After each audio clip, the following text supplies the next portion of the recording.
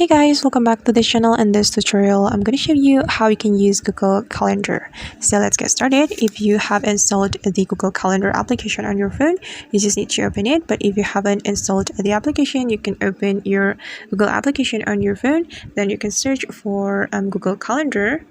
And after that, you can open the Google Calendar website right here, guys. You just need to click on it to open the Google Calendar. Alright guys, and now the Google Calendar is opened, and as you can see that no event scheduled on today.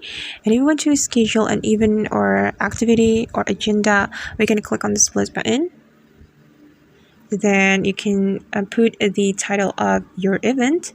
For example, I'm going to add meeting, and you can set the date and time when you want to schedule your event.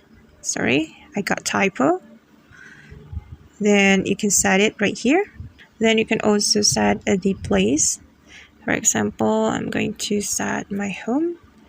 Then you can add description for your meeting.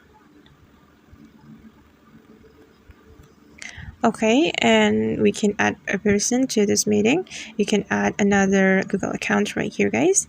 And after you're done setting after you're done setting your event, you can click on save to save the schedule.